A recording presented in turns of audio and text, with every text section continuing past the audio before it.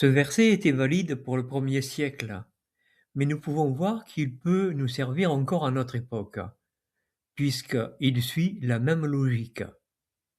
Luc 21-28, il dit: Quand ces choses commenceront à arriver, redressez-vous et relevez vos têtes, parce que votre délivrance approche.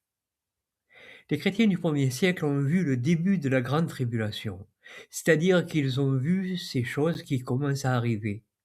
Et pour eux, le salut était de partir dans les montagnes. C'est ce que Jésus leur avait commandé de faire.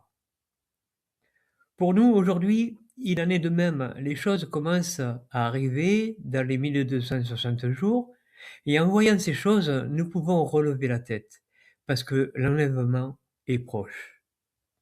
Il faut bien comprendre que 3 ans et demi est une courte période de temps.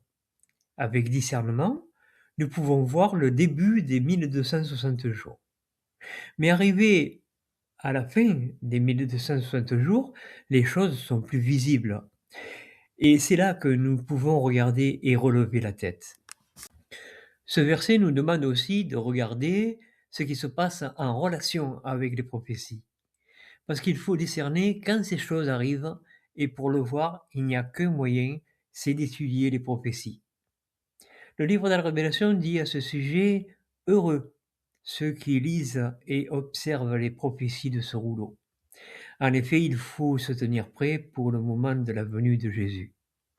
Il nous est dit de veiller, de rester éveillé. Sans être éveillé, il sera difficile d'être enlevé, car c'est de cela qu'il s'agit. Seuls ceux qui auront foi seront enlevés. Nous devons en être conscients. Jésus, en Matthieu chapitre 7, verset 1, nous dit que ceux qui ne sont pas tous ceux qui l'appellent Seigneur, qui seront enlevés, mais ceux qui font la volonté de Dieu. Donc c'est un avertissement à ne pas prendre à la légère.